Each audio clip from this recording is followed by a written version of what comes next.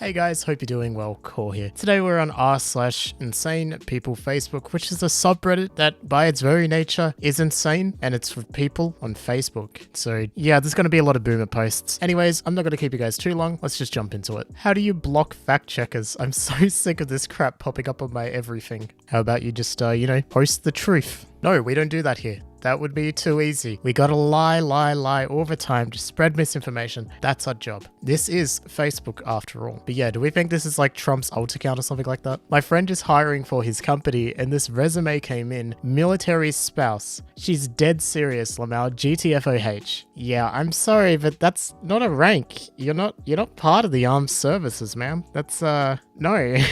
I can understand that it would be very difficult emotionally to have your partner be a service member and going over and serving. I understand that that would be a horrible thing to go through, and yeah, that would make you feel like poo-poo, but it's by no means something you can put on your resume. I was a capitalist when I was 14, then encountered real life when diagnosed with a brain tumor at 16.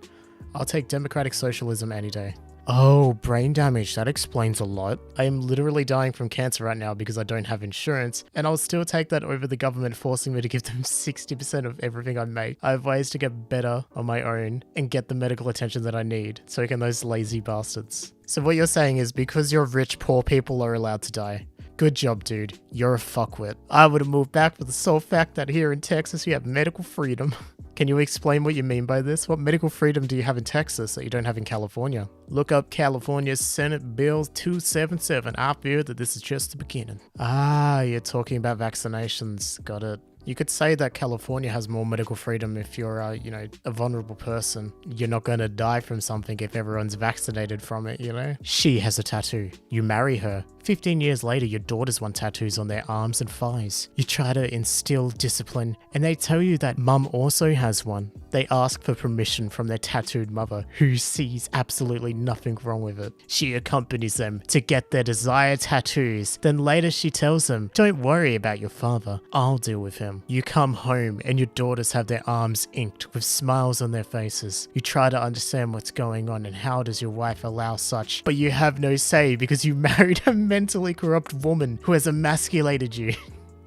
You allow her into your life with the type of mindset and strange beliefs. In short, women who have tattoos are for the dump site.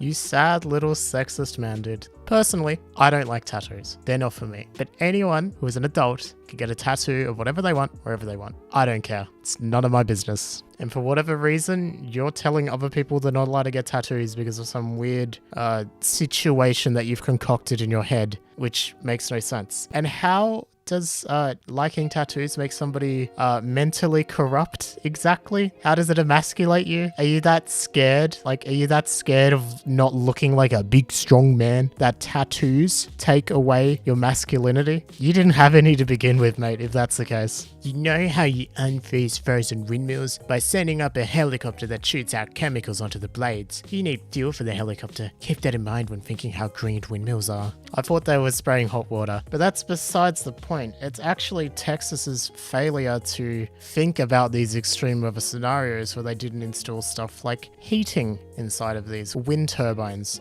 They didn't install proper heating in the wind turbines, and also most of the power outages were coming from the natural gas pipes literally freezing over. So I don't know what to tell you. It's a complete failure to prepare for these extreme weather events that are more likely to happen because of climate change. Not because of one particular source of power being taken offline, not because of green technology, it's because they didn't think ahead. Life is better as an illegal alien than as a citizen. We need to change that. Vote out Democrats. How? I don't see how that could possibly be possible, especially when a lot of them are in these concentration camps, quotation marks, where they separate children from their parents, which Joe Biden said he would stop, still hasn't. Joe Biden, get on your shit. How is that better? Should add what I said about Joe Biden was as of recording. Instead of doubling the min wage and forgiving loans to irresponsible students, okay? Hey, how about doubling Social Security for those who already worked and have been responsible for 50 years? Call it senior earned income. If you've been responsible, then you won't need that extra money. Plus, you guys jack up all the prices for everything. You've completely ruined the housing market for us first home buyers. employers. You have not increased the minimum wage in America to a living wage. You can't say that stuff and then go, nah, we want money as well. Screw you. When you see this exponential growth of how much college costs, how much house costs, and you see the minimum wage has grown by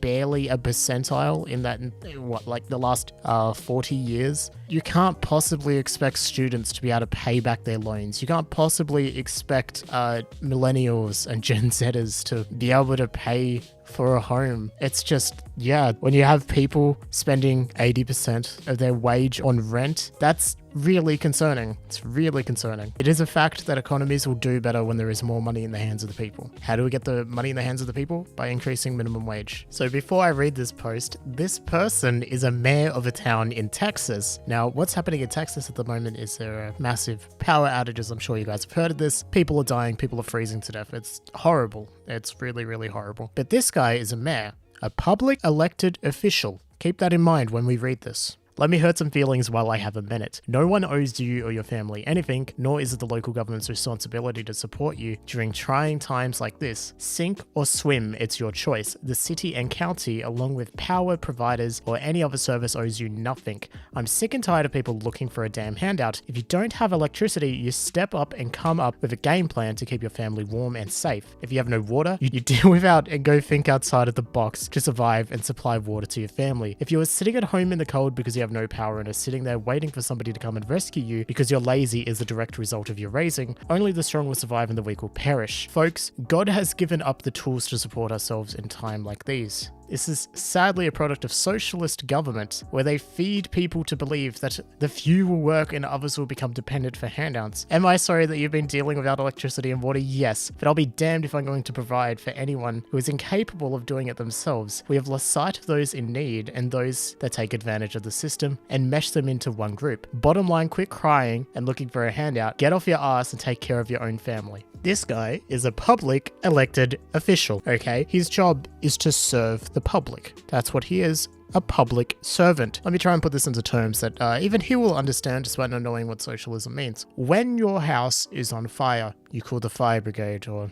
the fire department, and they come and they put out the fire free of charge. They don't charge you anything. That is a socialist system. Should we stop funding the fire department? Should we just stop it because it's socialist? No, that's stupid. The thing is, when you take people who have grown up their entire lives getting sources of food from certain places, getting sources of heat from certain places, and getting sources of water from certain places, you remove those things, they will suffer. It's just a fucking fact.